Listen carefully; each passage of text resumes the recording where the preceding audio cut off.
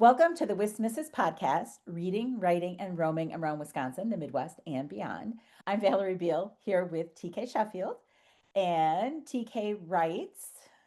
I write stories for readers to laugh and escape. I am your happy place. Come to my Instagram, and it's just your happy place. It's sunrises, it's recycled, upcycled fashion, and funny books. Yes, no, that's very true. That's very true. And I never say like I don't have a short tagline for mine. Because I write for so many different age groups. Yes, you do. I need to have a better tagline. I don't know. We'll come up with it someday. That's your Yeah. specialty. You can help me with that. Well, when we have the company Christmas party, Val and I have a company Christmas party every year because we're both sole proprietors, right? So we meet at a restaurant and we have a glass of champagne and we talk about our season. So during our company Christmas party, we will talk about your tagline. So, and congrats That's again, scooping up another award. I have I don't know what to say. I mean, here the thing is, I just didn't anticipate this. And so for anyone who's had this happen, you know it feels weird after a while, but also like you're still happy because you know that what you did, you did something right, obviously, with the book. But we don't know, you put a book out there and you don't know how it's going to be received. And you think, You don't. we've done all of our due diligence. We've taken the classes.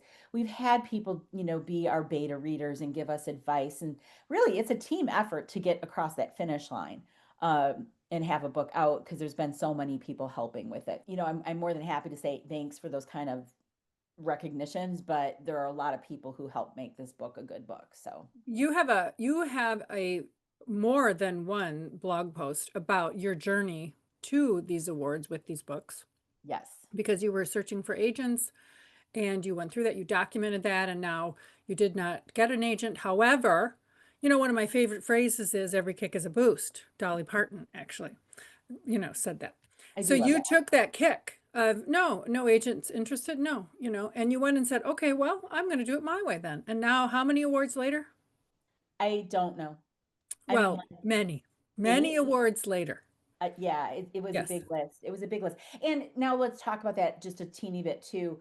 I spent a fair bit of money on those, right? Because Yes. they're not all really, really reasonable. Now, the most recent one, I'm a finalist for the fiction indie pub category for the Chicago Writers Association Book of the Year Award, right? So it's they split traditional off and indie off, but it's not by category. It's just that's the only separation that was very reasonable. I want to say that one was like $25 Hmm. or something like that. So that may be about the cheapest entry fee that there was. But I do consider that part of my marketing budget and I budgeted for it and I planned that out. But I certainly didn't expect to have, that much positive, Well, outcome. So and even if you get a traditional deal, most likely you're paying for your own awards entries anyway. yes, So yes, whichever ones you choose to do. And to be honest, if you're traditionally published, especially with a bigger house, some of these other awards are off the table for you yeah. because they're for small presses or Hmm. small or self-published indie pub authors. Well, So I was in Lake Geneva at Lakeside Books, Lake Geneva, wonderful new bookstore, and I'm thrilled to have my mysteries there. And she's a delight. Alicia is a delight. But I found, you know how I find things that remind me of you, Val. oh, You do know, you? I always have like cards on my desk. Like all it takes is everything you've got, and all these kinds of things. And they're just inspirational. And so I found this one. The best part of a mistake is deciding if it will be an anchor or a sail. So this was a sign, a little placard. You frame it and that kind of thing I got down there in Lake Geneva. And I just thought that was so fitting for an author. I mean, not that writing is a mistake, that's not what I mean. But the like I could paraphrase the best part about a rejection is deciding if it will be an anchor or a sail. And Yeah. you can in the writing business, you cannot take rejection as an anchor. You have No. to say, okay, every kick is a boost. I'm going to keep going. And I forget, oh gosh, I wish I could remember who said this, but it was an author who's relatively famous. And I remember thinking, oh, well, thank God they didn't quit because Right. it was Right. somebody who's famous. So at some point, I'll remember who this was. But basically, that you're that much closer to a yes Yeah. because of the no's you've gotten, that Right. eventually you will find a home for your book or you will find a path forward for the story if it was really meant to be. We come across authors, I should say, who are, very close to giving up because they have been mired in that rejection cycle for so long. And I just, you really want to give anybody, if you're listening and you feel you're kind of at that point, maybe you're just sick of submitting queries, don't give up. Don't give up. If you believe in your story, there's other ways forward. And we obviously always talk about our indie publishing path. Um, Yeah, and go to a local, you know, we're located in the Midwest, so we've got the Wisconsin Writers Association Conference. There's Central Wisconsin Book Fest. There's Lake Fly. They're you kind of affordable in general, as opposed to one that's far away where you're driving or flying. Go to one, connect with other writers, and get in a critique group yeah. because, rising water lifts all the boats. It does. So, And really, where would we be if we had, like, through the years, we've all had, both of us have had to, like, really nice people in our groups, yes, of writers, our critique partners, the beta readers, the advanced reviewers, people who will nudge us if we've gone off, the path on a right, plot line or whatever. I mean, and after a while, you can see that yourself. But in right. the beginning, it's so good, and especially even just for the friendship, right? For the friendship, because you don't know what you're doing. You think you want to write, your novel, the dream you've always had, which is great. That energy is great, but you really don't know what you're doing, I you think know? back, oh gosh, I mean, I look back on the very first queries, like Yes. pitch sessions I ever did for my Yeah. very first book before I really should have pitched it. I mean, now I can recognize that. And you know how they always tell you that in, like, at conferences or writing classes, like, Yeah. you will probably think you're ready before you are. So don't, like, run it through another set of advanced readers or beta Yeah. readers or, whatever. And I look back at that and go, oh my, oh my. Me too. The Writers Institute, in Madison, right? Yep, that was where I was when I Oh. first pitched. And you know who it was? It was Michelle Gurkowski at Three C's Literary, and she was Uh, so kind to me. So kind. And I mean, of course, most of the time you're going to come up against editors and agents who are very kind at those sort yeah. of events. They're not usually going to be mean to you. But I'm thinking, wow, she was really nice when she didn't have to be so nice. Here we are. I mean, you had a really good award season too with your books. We're kind of, sliding into the end of the year here, right? So, Sliding into the end of the year, but yeah. I am the type who, I'm a pre-planner. So I'm literally right now, today, purging closets, Ah, and I've got my 2026 calendar and I'm filling it out, where I want to go, because it can fill up fast. Your book calendar fills up quickly. okay. Just so you know, I did buy my 2026 Good planner for already, you. and I even splurged on the monthly tabs this year. Nice. But these Yes. were these were a devil of a little thing to get stuck on properly and not crooked, and they're still not all perfect. It's going to drive me nuts that I've got, like, February slightly crooked. I'm going to have to try to fix that. I've But got the same, yeah, it's sitting right behind me. I've got the same thing for 26 and I'm going like, okay. And, anyway, and my, and now this is an actual true story. So I'm purging closets, right? And I had the silver glitter dress. holiday dress? Well, yeah, it's just, yeah, like a holiday dress, but It's it's not all like these silver glitter balls. okay. Oh no. Is it exploding all over your closet? No, no, which wouldn't be a problem. I don't see a problem with glitter everywhere. My husband looks around and he's like, honey, there's glitter here. And I'm like, so what's the point? But anyway, so I've got this dress and I'm purging closets and I look at it and I try it on and this is the actual honest to God conversation I had with myself. What if I need to dress as a disco ball? I need to keep this dress. It could happen. I mean, somebody could have a party and say, Right. Exactly. So the dress stayed. So that, in the future, someday I'm probably going to have to dress as a disco ball to justify keeping it. Otherwise, my car has been packed full and I have oh, made several trips you're to so the, good. yes, yes. So good. My life is chaos. I've been occasionally taking things out of my closet that I know I'm not wearing, but it's time to run through. Okay, we need to get serious now. All right. All right. So reading, writing, and roaming. What have you been reading lately? Reading. Oh, and I'm thrilled with this book. Dear Christy Wopat, who arranges the WWA calendar. or a WWA event, you know, the fall conference. She's got a lovely, lovely, wonderful book called Overruled. Yes. And Yes, I have to say I am not unbiased, but originally it's because I am involved in the publication of this. So if you yes. see that little logo, Lost Oh, look at you, Lost Lake Press. so this is the first title I have ever put out using like my Lost Lake Press ISBNs under this umbrella. That wasn't my own book that I wrote. Now, I got to tell you, you've read it all the way through? Yes, what? Yes, I'm on the second pass. Okay, so it made me cry. I Yeah, cried in some spots. This is Mac. Mac is the kind of kid who has been labeled the naughty kid in school, and he doesn't really deserve that title anymore. He's grown up a lot. He still struggles with anger, like a lot of kids do for like different. a lot of young boys do, Yes, and little girls too. I don't want to say that. yes, but you're right. Christy was a teacher. She knows. She was there.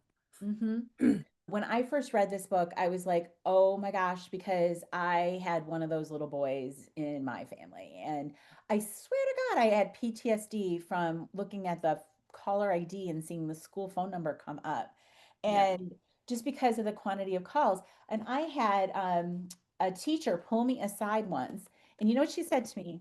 She said, and so my kid's name is Noah. She said, Noah doesn't even have to be in the school to get blamed for whatever it is that went wrong, which is exactly Oh, like little Mac here, who's a yep. fifth grader. So this is a wonderful read, I think, for both parents and kids to read together. If you've got a middle schooler, for any kid who's ever felt misunderstood, even if it was only temporary or momentary, this is a great read.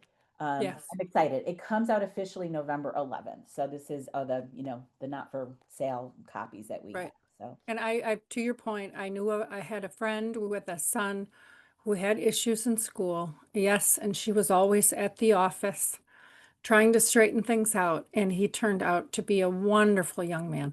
yeah. And my son is Yep. doing just fine. I should say our son is doing just fine, adulting well. Yes. So what looks to be disastrous in second, third, fourth grade, whatever it is, the encouragement, like you can see beyond this and kids grow Yes. up and Yes. yeah, and all that. And there's an issue with young boys reading right now, right? Yeah. And children reading in general, especially Yes. young boys. And I feel like this serves a larger purpose in many aspects, this Yeah. book. I agree.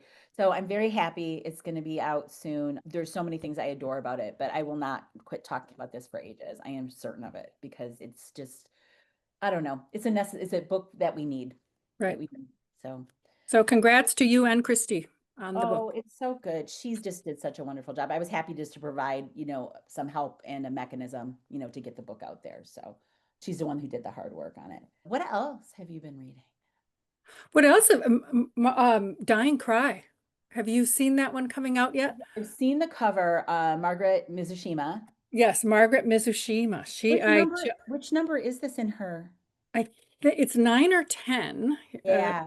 There it is. There's the cover, Dying Cry. She Yeah. writes phenomenal books. Yes. Mhm. Yes. A Timber Creek Canine Mystery. Yeah, she does a great job.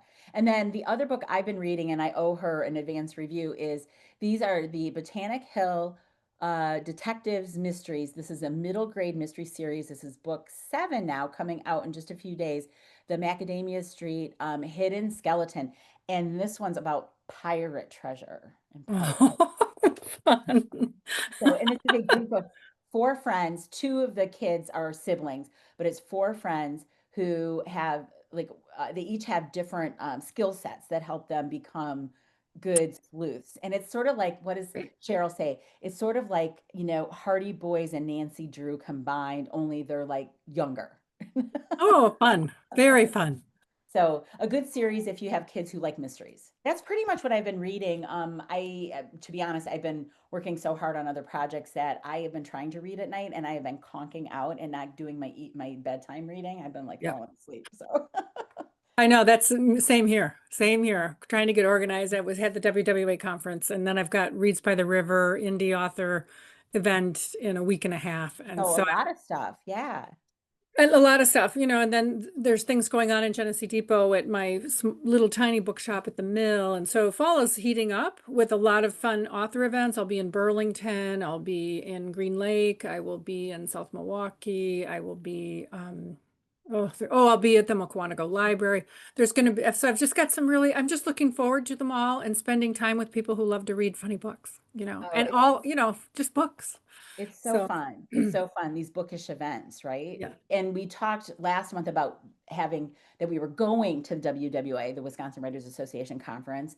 Obviously, there's like what 2 weeks ago now, and it was a really nice conference. It was so nice to catch up with authors, writers from around the state that I just don't see very frequently. So that Right. was really fun. Prior to that, I had some small events around, and then one with you. We were at Literatus in Watertown. Otherwise, it's starting to quiet down on the book front for me. You're just heating up. Um, Hmm. by the time this airs, I will be nearly home, actually, from Guatemala, where we'll be for the grand reopening of our childhood therapy center down there for our charity, the World Orphan Fund. So I have a little bit of broader roaming coming Right. up. Good for I, you. Well, I need safe a passport for travels. that one. Safe travels. That's a noble endeavor. But otherwise, I'm kind of looking forward to it being quiet after that because in November, I'm supposed to start writing my next book. So that's Good kind for you. of, I mean, that's all I have to say about reading, writing, and roaming because, like, I do not have an outline yet for this book. Even a rough one, if you're a pantser, like, I'm kind of like in between the two. But yeah, I gotta figure out where I'm going with this one. So. Yeah. Yeah, I feel you. What are you doing with on the writing front? I know you're gearing up for a launch soon. Yes, the Valentine Lines is coming out. I just interviewed the audiobook narrator. He's fabulous. No, And the audiobook will be out in February. The book itself will be out in December.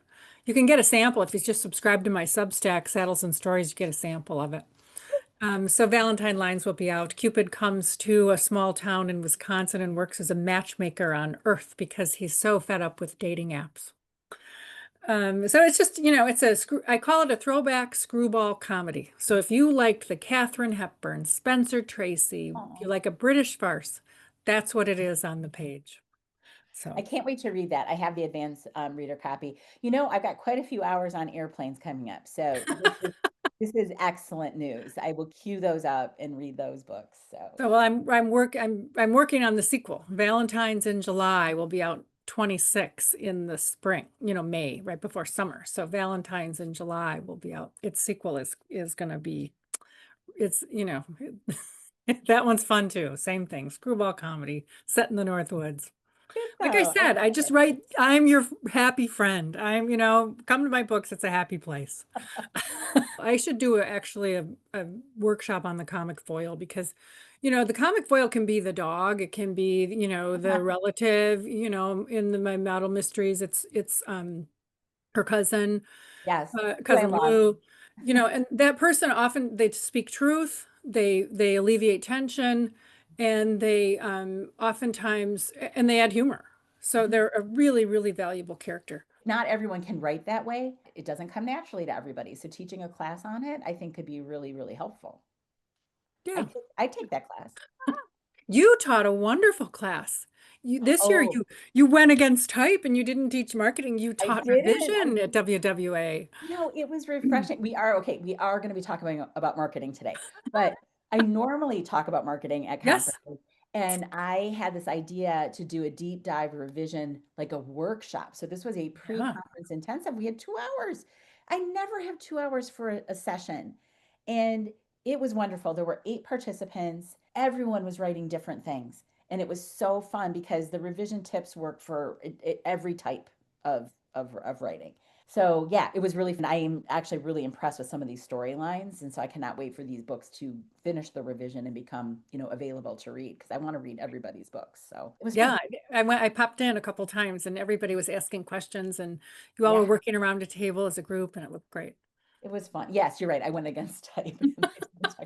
I Good did. for I you. tried not to talk. I don't think I talked marketing hardly all weekend, which was really refreshing. All right, that's a good way to like segue into our Okay. topic today. So this is marketing part two. Yep. And in part one, we talked about the marketing and the steps and promotions that lead up to your launch.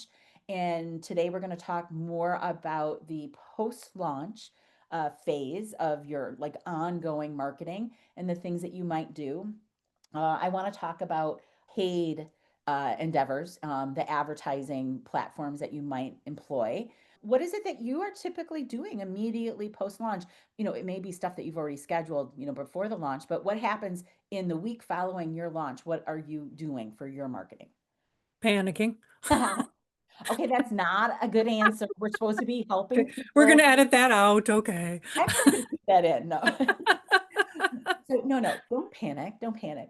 Don't Um, panic. don't panic. No, Take a deep you breath. know, if you've got a promotion going, right? So if you paid for a, I would assume that you're going to have your book discounted, and your ebook, for example, is discounted. You're going to be running some ads on Amazon, or you'll be, working with some bloggers on Instagram, Bookstagram, who are talking about the book.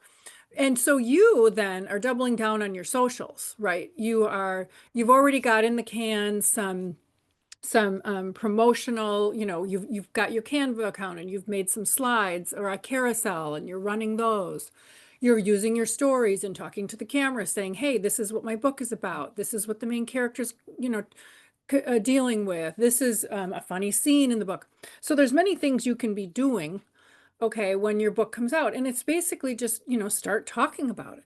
And Mhm. hopefully you've scheduled some book events. Hopefully you've got a couple Zoom, events going with your writer critique group or the association you're working with. Hopefully there's some of those things that you're going to be doing. And you're going to be engaging online. If you're on Blue Sky, if you're on X, if you're on TikTok, those are really, especially TikTok, right? That's a very casual platform. I always think of, Instagram as a little bit more formal. There's a little bit more of a visual element to it, but TikTok, they just want you as you are. So you're walking down the street, you've got your phone talking into about, this is my book, this is when it launched, this is where you can get it, and this is what it's about. I'm assuming that you're going to be doing some of that. Right, right. That's actually a goal of mine for 2026. Oh gosh, I'm going to actually say this. I need to learn TikTok. All right, I'm going to bring you all along on the journey here. I'm saying it and putting it out there. I will show you what it looks like for someone in my age gap category who has Oh, they love us. reached. Believe me. Really, really. I don't feel like I Well, belong on of TikTok, course, but we're going to do to TikTok what we did to Facebook, right? We're going to turn it we're into, gonna we're gonna ruin it because my kids think my age group or our age group ruined Facebook. exactly. Well, we think we make it better, right? Of course we get better. Oh my gosh, no, I'm gonna throw it out there because I have been resistant, very, very, very resistant. Yeah. But I think it's time. And actually, you can help because you can teach me what you know. Yeah, the nice thing about TikTok is it's casual. And Tammy Borden, Mhm. her book, she's wonderful. She was a keynote speaker at Lakefly. She's just got her, group of fans over there and book friends. So, the thing is, don't be afraid of it.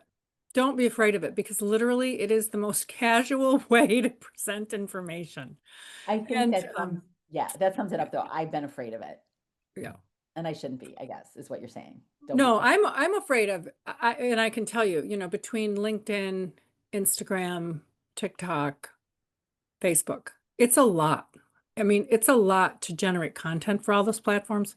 So pick two that you enjoy Right. And and be that's consistent. yeah, and you know, to that point though, that is also why I've been hesitant because my advice is usually find the most easy to engage on, the one you like to engage on the most. Right. And let's hope it matches where Right. your readers are. Now, I write for people, yep, YA and up pretty much. So TikTok. Right. So they're there. So I've been ignoring my own advice and not learning TikTok when I need to, dive in over there. So, uh, but yeah, so all those social media posts matter. And here's the thing now, once it's post launch, your link to Amazon, it's not a pre order link anymore. All that effort can go straight over. So when people are seeing you maybe for the first time on TikTok or on a Facebook post or whatever, and they're like, oh, I like this excerpt. I love the concept of this book. Or look at that beautiful review excerpt or whatever. They can, it's actionable. They can go immediately and buy the book, put it on their device and start reading the ebook within 2 minutes if Right. they so choose. That's what's nice is that all the effort that you build up before your launch, the buzz, pre-order, whatever, it's nice, but a lot of us, want immediate gratification. And Right. so at least now that effort could lead directly to an immediate sale. Um, Right. so I think that makes an awful lot of sense. People who are listening to us today or watching us maybe getting different advice about the advertising platforms and that they should be doing advertising before their launch. But for that exact same reason, because the link does not allow for the immediate deliverability of the book because it's not released yet, I tend to wait to start advertising until the week after the book is out. I don't know. Have you done any Facebook ads and Amazon After. advertising? After or when there's a promotion, like, the Yes, Amazon Prime just had, I think, 7th, 8th, and 9th, I think was Amazon Prime. So I right, did a promotion for that. right. So I contain it. Whereas I could be wrong, but your Amazon ad can just keep running. I mean, you can just keep that Yes, perpetually. I yes, tend to use like a Facebook ad for an event, like yes. a launch or a special sale. Right. And I know some people who have had good luck with a low level of Facebook ad running in the background, fairly continually. I feel like Facebook ads sometimes, if you're in Kindle Select, where you get paid, it's where your book is available in the Kindle Unlimited library, and that's the page read type thing. Hmm. So it's a subscription for the reader. They buy that subscription and then they can check out as many books as they want in a way each month, and then the author gets paid by the page read. I think that Facebook ads tend to support those page reads a lot. So often, if I have a client or myself doing Facebook ads, and then we decide we're going to like let that rest for a little while and then come back after a few weeks because you start to see diminishing returns, in your stats. And you think you might need a break. I see then page reads tend to go down. That tends to be the metric versus sales, which is interesting, right? So Hmm. but Hmm. also, you mentioned, whether your book is going to be like your ebook is going to be a lower price during launch week. So there's obviously two ways to go about this. No sale during launch week and normal price on your ebook, or you do like the launching like for less. You could go over to BookBub and book a launch for less, but you definitely have to have a discounted book. I see advice that is accurate really both ways, that you can have some success launching at the lower price and you have more sales. But of course, your revenue may be about equal if you launch at your normal price because you'll have fewer sales at that higher price point. To be honest, it can be a really good idea to launch at a lower price and then raise it later. There are some considerations though, because if you are, now I'll speak fairly slowly when I talk about this because it's a lot to absorb. If you are with Kindle Select, you cannot have had a lower price or a change in your price in the previous 30 days in order to have a Kindle countdown deal, like in order to take advantage of it. So, say you launch low at the 7 day mark or whatever, you go back to the normal price, then you've got to count from there, to do the Kindle countdown deal. But, Right. it's a new book anyway. You got to wait 30 days. Right. So say you work, now you got to wait 37 days. It's really not Right. that big a deal. And the Right. Kindle Select, if you are going to be exclusive to Kindle, the Kindle Select period is a 90-day enrollment period. So you have plenty of space in there still with the remaining days to still utilize a Kindle countdown deal, which is just a sale price or some days where you're giving the book away for free. I utilize both of those for different reasons, and those are very good promos. And we can talk more about that. Do you want to? Have you've used those for? I've used those. Yeah. Well, and the one thing before I forget, remember Kindle opened up your ability to go to ebooks to libraries. Remember, so if you're in Kindle, right, you were locked in. Hmm. You couldn't go wide ebook, right? Right. And so now you can go to libraries and open up your ebook to be available to libraries, which was what in the last 2 months Just that just happened, and yeah. I have you done that Yeah. yet? Okay, so I have not made my books available that way yet. I have to tell you, I have so much housekeeping that I have to do. I need to I need to get snowed in for 3 months. Well, that's coming. Oh, especially now that you mentioned wait. it. We live in Wisconsin. I will get snowed in for 3 months. But no. Yes. But that's why we're thinking about next year right now. Literally that's why we have a 2026 calendar and we just showed it off here. Oh my gosh. So if you are, so I mean, this is incredibly important because this is the first major change in quite some time that with your ebook, if you are exclusive to Kindle via the Kindle Select enrollment, that they have made an adjustment that allows for you to have the book available to libraries. Right. Now, do you use draft to digital to do that? Of course. Okay. You walked me through that. So I just wanted to double check with that. So here's the confusion a little bit on this process. If you are using Ingram Spark to distribute your ebooks, or you had in the past, and then you pulled back because you're with Kindle Select, the Ingram Spark ebook distribution platform does not allow for selectivity in the distribution methods. Inside the draft to digital dashboard, it is, and then it's draft two, the number two, digital.com. There is there's toggles and you turn them off or Yep. on for distribution. So you are completely in control, which Right. allows you to just turn the library ones on and then leave the other ones off so you're not violating the terms of agreement with Kindle. So Right. I'm so excited about that. But yes, it's on my list. I have a big list. So yeah, so you can have your ebook, out to libraries. Now, getting the word to the libraries to let them know it's out there is that's a whole other show. It is, it But is. But at yeah, least then when people say, is it in the library? I really like to yep, read an ebook. And you're like, go no, ask. I'm sorry. But like now we can say yes because All you got to do is ask your yes, librarian and say, yep, they'll find it. they Yep. will. So that's exciting. I'm incredibly excited about that. Um, so promo stacks, I know you've done some of this, or at least you've done the discounted books, right? Or have you done Mhm. freebies too? Yes. Oh, And you've done well with those. yes. Yeah. Yes. So It now, took me a while, it takes a while to get traction there. So mhm, don't get it's not a, pot of gold at the end of the book selling rainbow, but it takes a little bit to get traction there. So, and it can be expensive. So, decide what your budget you want to spend on advertising, or if you're giving away the book here and there. So, just, and then adding contests onto it for promotion, it can get pricey with these kinds of things. So right. I would, do the best you can with the budget that you've got, and play the long game. As far as I'm concerned, and I've got a list here, about play the long game with this kind of thing. So use your social media. That's free. It just costs you your time, right? So do your posts. Use your stories on your social media. If you're going to be on TikTok, decide that you're going to engage. And if you get 20 views, it's still 20 people, you know? If you're stuck in the 200 view jail, it's still 200 people, Is you there a know? jail? There's a jail? Well, yeah, the 200 view jail. I'm in it. Oh, Everybody's in it. TikTok. Now I'm really scared. Okay, keep going. Sorry. But the thing is, you just got to remember, play the long game. Pick a couple socials, talk about your book, be gracious, you know, get on it, go to your local bookstores and your local libraries, get on their email lists. If you want to be in a local bookstore, for example, go look on their website. They usually have a tab for authors.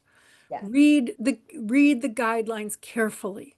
Okay, don't just walk in the door and expect them to carry your book. Read the guidelines, submit. that's right. Um, there are options available that just cost you your time versus an expensive, credit card payment. For sure. And library outreach and bookstore outreach is that is a time consuming endeavor. Yeah, But it can be so worth it. So worth it. right. If you do not know this and you are an author in Wisconsin and you would like a list of all the libraries in the state, you can get that from the Department of Public Instruction website. And it'll be the director of the library's emails. So like say you write in the children's market, it's not the youth librarian. So sometimes if you want to say research all the, youth librarians in the city of Milwaukee or something like that, you're going to have to take the Yeah, time. it just costs you your time to do the legwork. Right. And I was at Lake Fly Writers this year, and they had a wonderful library panel. And Mhm. the librarians wanted to remind the attendees who were in the room, they said, look, sometimes we're just one person in the library. This local rural library might just have one person. Yes. So just remember that when you're submitting things and asking for things. So just keep that in mind. If you have it in a if you have an attitude of how can I help somebody else know more about my book versus here, buy from me, I think that's just a better attitude, and I think you'll be happier. I Right. really, really do. And they Right. will be happier. And for libraries, especially those that are like close to you, Yes, think about offering up some programming. You might be able to get a small stipend from the library for the program that you're offering if it's like value added. You're not, maybe not just talking about your books, but they often will let you sell your books. I mean, I know that right, varies from library to library about whether they'll let you sell the books, there. right. I mean, if you can offer up some programming, if you've written a children's book, maybe you handle story time. If you like work with middle school kids, do you have an activity that can go along with your book? Help them out, help them with their program, provide a solution to something that they already are doing. And I think you do that, don't you? Yes, You're I do. regularly. Yeah, I do. And the value added really helps because a lot of these libraries have pretty slim budgets and they'll make some space for you to have a little bit of, PR, a little publicity, and you might get a little stipend, depending upon what it is that you're offering. Think outside the box a little bit about your book right. themes and see where you can then be a partner with a library or a school. These work for schools too. Uh, Right. So, so what we're talking about is, yes, you can do some paid advertising. yep. Absolutely. You can use your social media, which costs you basically in your time. Yes. Create your posts, discuss your books, support other authors who might, have a similar book, similar release date, do some corresponding with them if you can, and then Yes. reach out, library, local bookstore, see what you can offer, like you say, with, added value programming or supporting them in some way before you step in the door and say, hey, or, let me talk about my book and sell my book. Right, So, yeah, exactly, exactly. Let them get to know you right, as an author and a partner and someone who, loves books too, right, right? right, And you want to spread that love of books to, everyone, to everyone. right. It's like, I want world peace, like, I want to spread the love of books to everyone. Yes. So, but Spread that happiness and joy. I mean, so if you're Yes, kind of like thinking, I don't have the budget for this, and I love that you're talking to that because right, you do start to freak out a little bit when you start to right, add up the costs, especially if maybe you had a launch party and it was maybe a little pricey or whatever. And we've all been there where we've kind of like had our hurrah and you're right, starting to look at your marketing.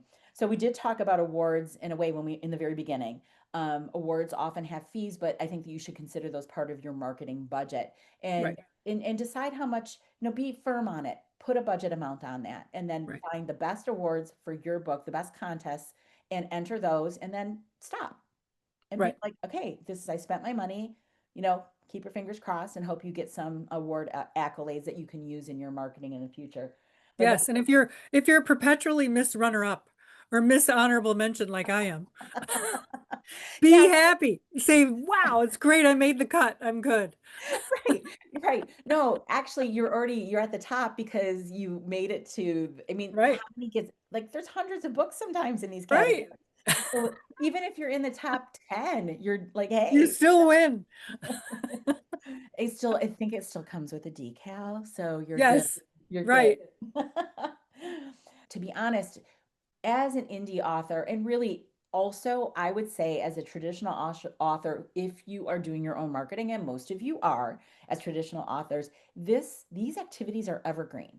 yep, Your book, I mean, unless you've written a book that's very timely and it's maybe tech related or something where all of a sudden it changes and all of a sudden it's not relevant anymore. The majority of us are writing fiction that is going to be readable and and still okay to read for many years. So yes. keep it's evergreen stuff. It's You don't evergreen stuff. Keep you it don't have being to do. enthusiastic about your work. So I know we're talking more about the things that are free, but let's walk through the things that I tend to do that are paid, the digital type of advertising. So I would say you should attempt some Amazon advertising just to see if you can get it to work for you. Amazon advertising is an entirely different course. So I won't get into the nitty gritty of it here. If you are publishing with the KDP dashboard, you can go in through the marketing tab there. If you are traditionally published and you want to try Amazon ads, you go in through your Author Central account and there's a marketing tab there.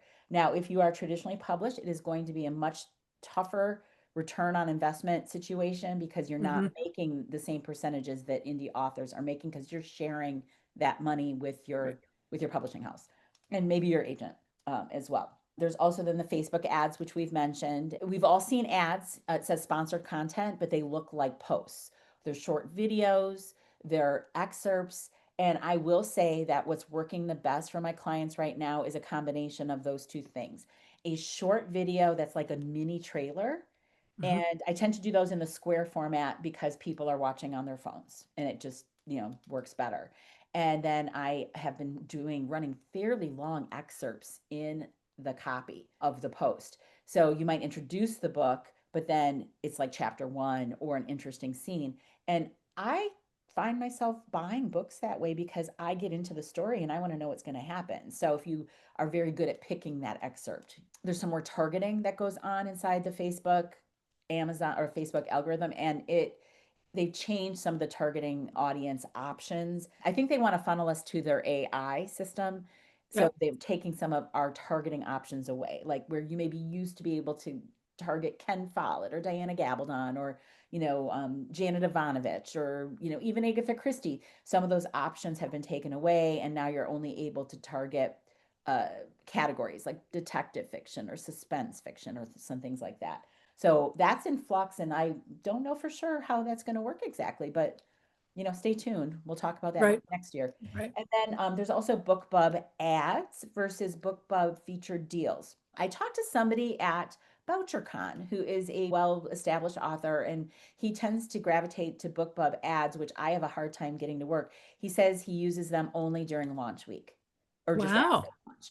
And he says it just helps visibility, and he does not target any of the Amazon marketplaces. He only targets Apple and Kobo, and that is how he reaches those audiences because they're not oversaturated. And what's interesting inside that BookBub platform is that you can turn on and off the different markets, and people identify whether they typically buy books from here or there. But So if why is he advertising to Apple and Kobo if he's on Kindle for the he's free? wide. He's wide. Okay, that's why. He's wide. This is, oh, so wide means that you Yeah. aren't exclusive to Kindle, in case anybody doesn't know when we say a wide with his ebooks. So that tends to work for him because he then reaches those markets that Hmm. tend not to get a lot of advertising focused on them because we tend to focus on the Amazon buyer a lot with Right. our advertising. But then we back to those promo stacks, and promo stacking real quick is when you hire or pay for promotions with uh, email promos that go out to subscribers who have identified what type of books they want. And these are almost always sale books on sale Hmm. for lower than their normal price or free. And these emails go out on a daily basis, and you pay for the position in that email for that deal email. Right. BookBub is the gold standard. If you can get those, they're fairly pricey.